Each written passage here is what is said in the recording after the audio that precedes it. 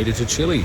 We are in Arica, and what I discovered just this morning, because I couldn't really see it last night, is this big dune sort of rock behind me, which is kind of a viewpoint and all that. So just gonna have some breakfast and then we're gonna check it out.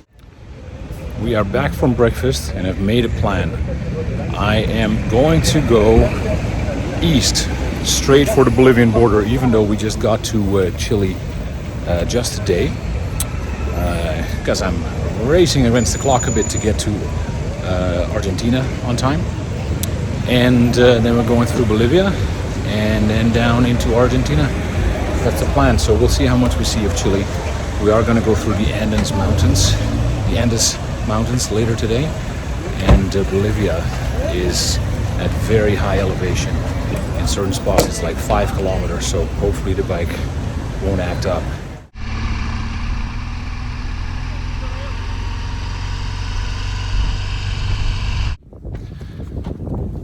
Made it on a big rock in Arica, the most northern town of Chile, at least where I'm at, because it's only a few kilometers away from the border. And this is just, there's a big Chilean flag over there, and I guess this used to be a point of defense because there are a few cannons over here overlooking Arica. What do we find? Ooh, big rock.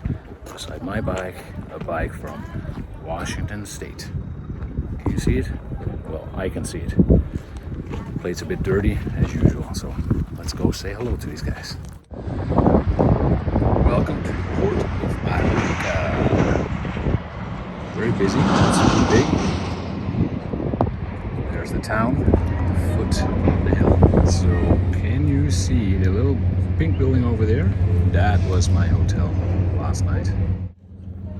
So this is a pretty cool little museum with all kinds of guns from like the 1800s and before. It's a little hard to see. It's all glass, hidden by the glass. What the heck? Let's see if there's. Can you guys see this? Guns, and cannons. Including one up there to defend Arica. Aimed at the ocean, obviously.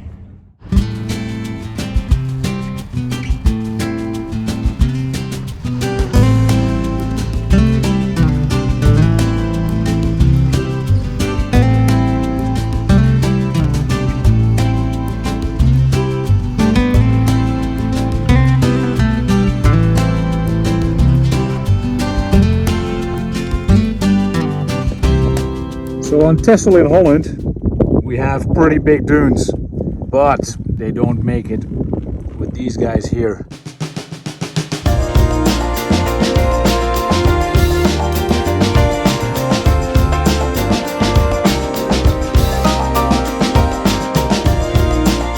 Well, that didn't take long. It was 31 degrees a few minutes ago in Arica. Now we're at 3 kilometers elevation and it is foggy and it's starting to rain. So it's time for rain gear.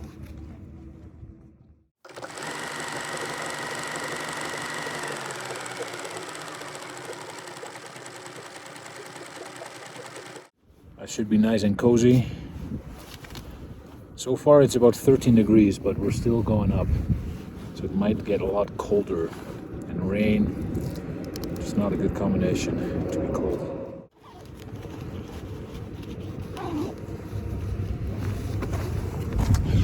All right, I'm ready. Let's go. So we're at 3 kilometers elevation. Just put my rain gear on because it's cold and starting to rain. And getting very foggy up there, as you can tell. I hope it doesn't get snowy. It's raining a little bit. I hope it stays like this, it doesn't get too much worse, but yeah, we'll see what happens, but I think I'm prepared, so let's do this. So we're here at about 4,000 or 5,000 kilometer elevation. It's fucking freezing, it's snowing, and I just stopped for a minute just to warm up my hands on my heated handlebars because in my gloves they're just getting super cold. I have 45 kilometers to go to the border with Bolivia. I hope we don't go higher because I don't really want to get colder. So this is what Bolivia looks like. Actually, Chile on my way to Peru. On my way to Bolivia, rather. As you can maybe see, it's snowing. And yeah, the bike is running so that my handlebars stay warm. I saw a whole bunch of llamas earlier, but it was too cold to stop, so I didn't. Anyway. So here we are once again, guys. We're at about 5 kilometers elevation. And as you can see, it's snowing. I just stopped to warm my hands because it's 1 degree and it's pretty cold. I have 25 kilometers to go to the border, and I hope that I can make that without stopping too much. My rain gear is leaking, my balls are wet, my legs are slowly getting a little bit wet, so it's dealing with the elements here. And half the time when the phone is wet, it doesn't work so well to record, so yeah. Anyway, wish me luck, we'll make it soon.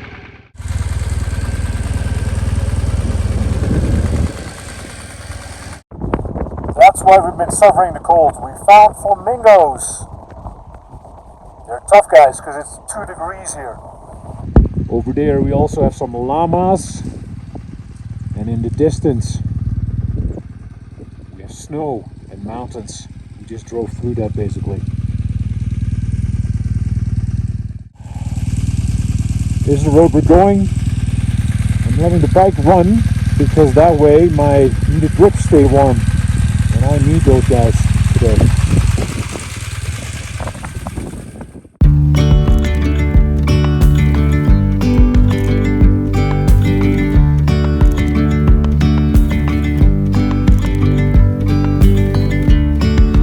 Yesterday there was sun and there was rain, beauty in the mundane. Welcome to the colors of Bolivia.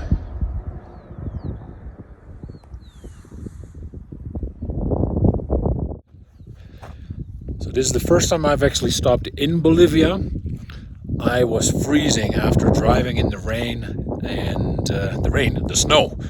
And then I got to the border. I was still very cold, so I just wanted to keep on going to a hotel. Unfortunately, it was a really shithole by the border, so I continued on. I had to go another 250 kilometers, of which I've done about 170 right now, so I'm getting close to an actual town with actual hotels where my clothes can dry up a little bit. But we're in Bolivia. So this is definitely something to figure out. I'm just fueling up in Bolivia, and it says clearly on the tank that a liter costs 3.74 pesos or rupees, whatever they have in Bolivia, and they wanted to charge me 10 because I'm a foreigner. So it's a little strange, but after chatting with them I only had to pay 5. So I'm not sure if that's a good deal or if they just still got the better of me, but I'll have to research it a bit. But now I got gas again, and so I can continue.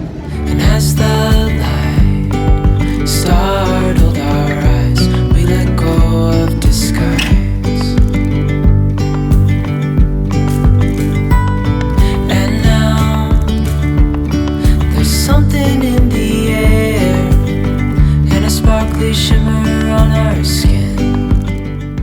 So we are in Bolivia today, and you can see there's another good example of a country that took Holland as its base, you know, nice and flat, and railroad here. Then they just whacked in some hills over there. On the other side, they threw in some mountains too, but you know, it all started with looking like Holland. So ultimately, we were only in Chile for just one night, because I have a bit of a deadline to meet my boys in Buenos Aires, and I didn't want to miss Bolivia. So we're in Bolivia today, and yesterday, driving through like the mountains of Chile, I think we were at about 46 or 4,700 meters elevation, and that's when we hit snow. That's why I didn't film too much, because my phone, my camera wasn't working so well, and neither were my hands that were freezing. It was really cold. But now it's much nicer day, and so far we have managed to miss the rain.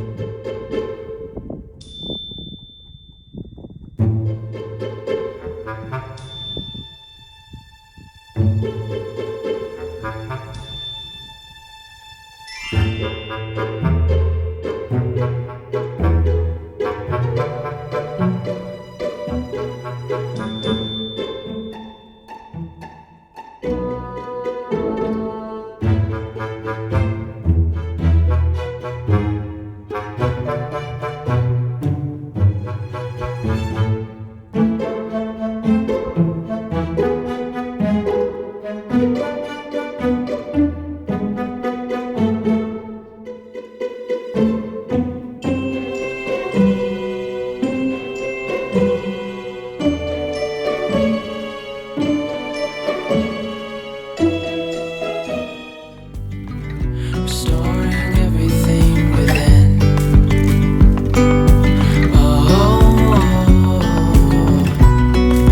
Dreamy, breezy, we go. Easy, easy on our tiptoes. Undercover agents of the other. Beyond gravel, beyond all.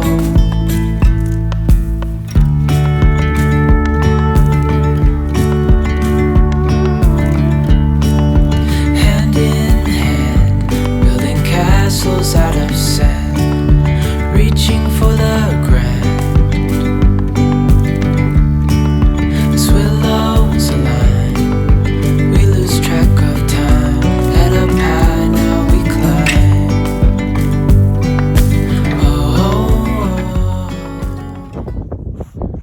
Right over there, you can see a white kinda, well, plain. Well, these are the salt plains of Bolivia.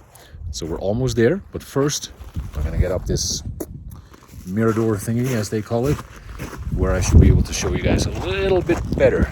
So let's get up here. Check it out. So in the distance, we have the salt plains of Bolivia.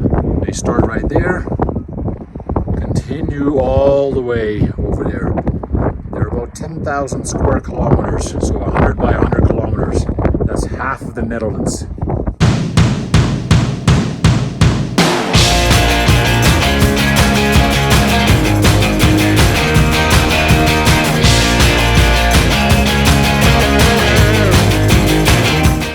Right now we're walking in this really cool hotel right by the salt flats of Bolivia. And this is some long hallway, not sure where it goes exactly, but it has all these little loungy kind of areas. And then with a view of the flats. And that's where we're going now.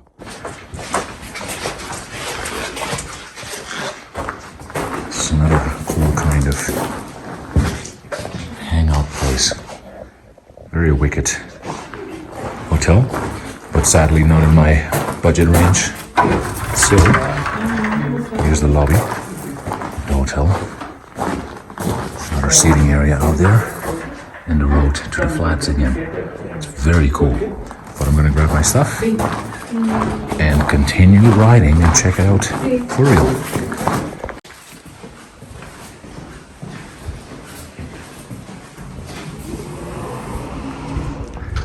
Flats are in the distance. Bike is here. Gotta put some suntan lotion on because it's very reflective, obviously.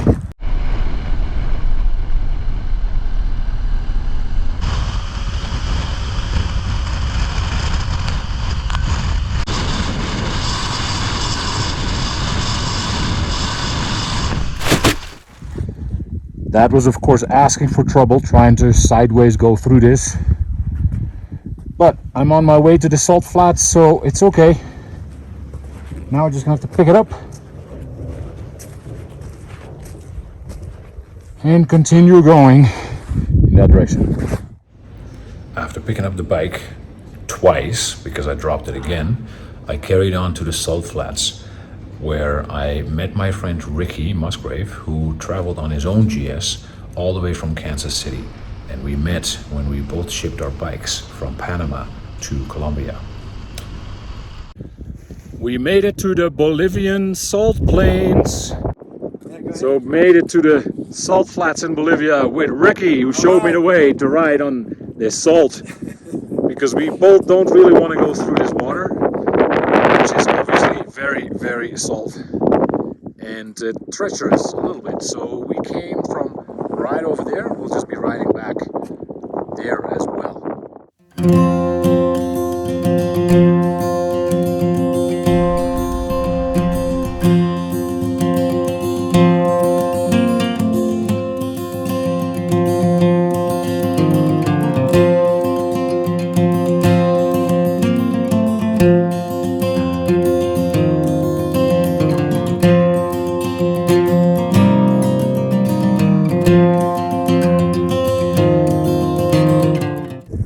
Alright, so Ricky, what does it taste like? Salt. Tastes like salt. Alright, good stuff. Alright. So it's salty, they say. Ricky, It's salty. I want to see it. I want to know if it's salty. Oh, you did Ooh, it. that is salty. God damn. It tastes delicious. Yeah, we're gonna put that on the table. Yeah, exactly.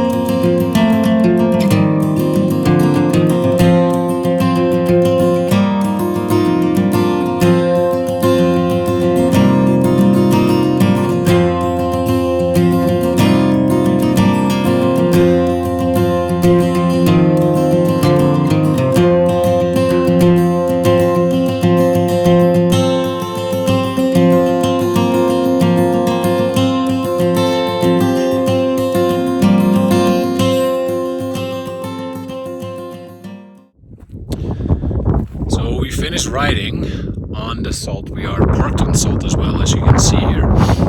And the restaurant where I had lunch earlier, I'm actually going to stay there as well. Met my buddy Ricky, who was on the other bike over there.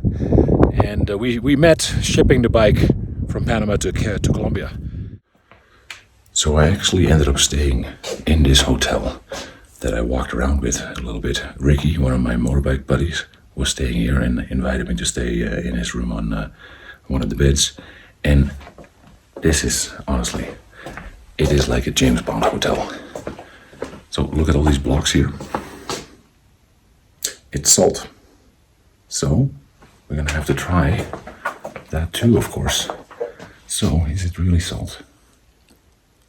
It is salty, all right. So the walls are made of salt. The floor is salt. We're walking through the Salt Hotel again. Una Salad, it's called. The restaurant says it's closed, but it's not. So we're just going in. Buenos dias. So here's the restaurant, and look at the pillars. They are salt. Look at the tables. They're made of salt. Everything here is made of salt. It is so cool. Even, I don't know, some big rock behind here. I guess that's original. Because here you can see again the pieces. And here's Ricky, already having breakfast. Got the coffee and the fruit in. There you go, I'll get going on that too. So there are the flats, and here are the salt marks on the bike, on the tires, on the engine. There is, well, I dropped the bike, that's what that is from, and there's salt here, so we're gonna have to get that bike cleaned a little bit because salt is obviously not very good for a motorbike. But it was worth it to drive there one time.